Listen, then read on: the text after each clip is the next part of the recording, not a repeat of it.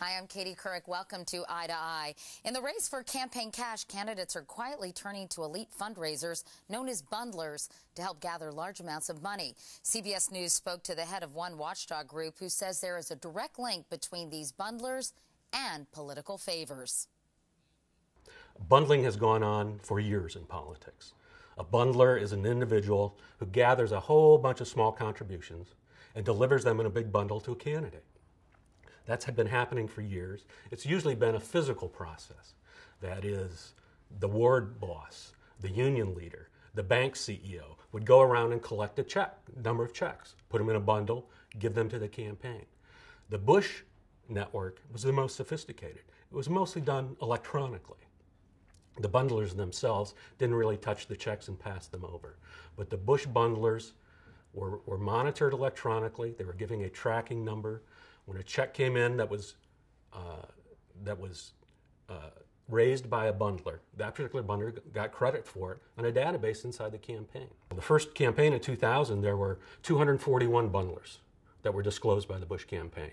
They delivered at least 1/3 of all the money he raised, likely more, because we don't know how much they really did. But by the second campaign, Bush and Rove had doubled the amount of bundlers. This became where those who wanted access to Bush or access to government saw a niche for them, a place where they could go, get recognition for delivering a huge amount of money. Now, all these bundling schemes, the modern bundling schemes, all the candidates now, their bundling schemes pretty much mirror what was created by Bush and Rove in the 2000 campaign because it was so successful. Under law, since Watergate, we've had strict limits on what an individual can give to a campaign for the potential that big donations are corrupting. They corrupt our political system. They corrupt politicians. Those limits, when Bush first started, were $1,000. So his bundlers, his pioneers, who were delivering $100,000, $200,000, $300,000, were delivering 1, 2, and 300 times more than their legal limit under law. We're all only supposed to have a little bit of clout when it comes to a campaign. A bundler gets credited with much more clout than the law allows. Bush, for instance, the bundlers were invited to parties. The campaigns often advertise special access for their bundlers, special inside information, special briefings. And of course, when you look at what some of the early Bush pioneers and rangers received from the Bush administration, you can draw a direct line between access, influence, and the money.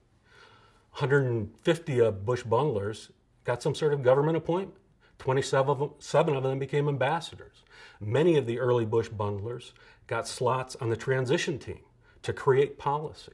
So you can just track the bundlers and see that there is a link between the bundlers and access and influence to the White House and to government. Bundlers are in it for various reasons. There's hundreds of bundlers, and each of them probably have their own reasons. But many of them do want access to government. Many of them want access to the presidency. Bundlers are in it for recognition, perhaps respectability, perhaps jobs, perhaps government policy. When you look back on the Bush bundlers, you can draw a line between those bundlers and government decisions. Many of them got favorable assignments. 150 got appointments either as ambassadors or to transition teams or to other government jobs. So there is a direct link between the bundlers and access to policy, access to politicians, quote, access to the White House.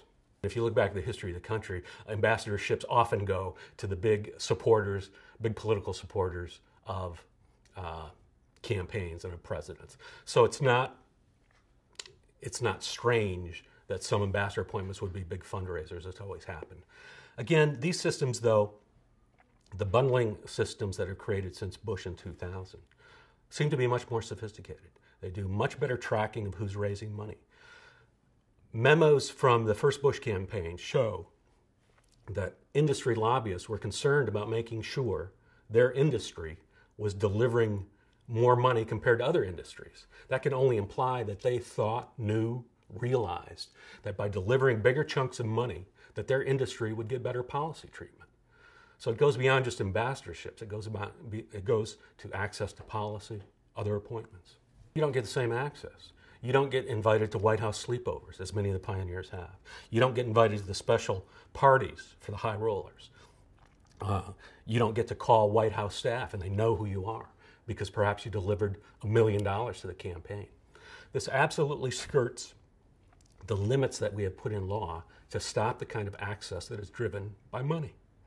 So the process can be very coercive. One major problem about all the bundling schemes from all the candidates is that there's very, very little disclosure. If you don't know who's paying for a campaign of your candidates from the presidency on down to the local city commissioner, you can't really track and hold them accountable. Are the policies driven by money? Are they driven by campaign donors? Or are they in the public interest? You need to be able to make those connections.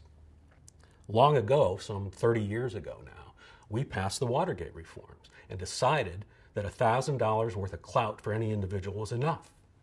And that would be a democratic system. Again, these bundling schemes totally subvert those limits.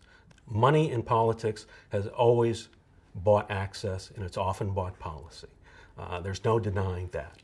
And when you allow citizens to be able to give $1 million to a president, you should be skeptical that that $1 million is buying something. Well, I think the solution is to call on the candidates and the campaigns to open up these dark bundles. The campaigns should open up these bundles, tell us how much money are in them, and tell us where the money came from. That is the first step. The ultimate step to this problem and all the problems of money in politics is making a renewed commitment to publicly financing the presidential campaigns. For some period of time, these campaigns were funded with public funds. There was very little scandal. Those days are gone. We're now back to the days of Watergate, where money seems to drive access, money drives policy, and we will see many more scandals to come, I think, out of this new group of bundlers.